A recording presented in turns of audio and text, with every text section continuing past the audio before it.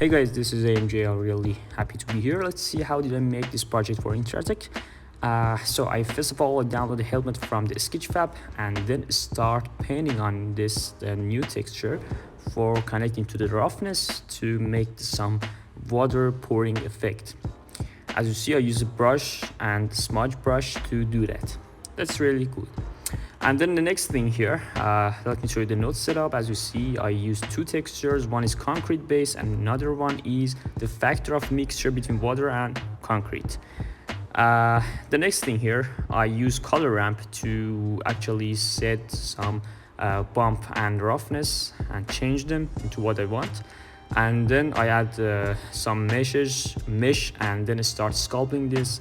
And using the metal balls is really cool to make the base meshes of the organics and sculpt it again using the multi-resolution modifier.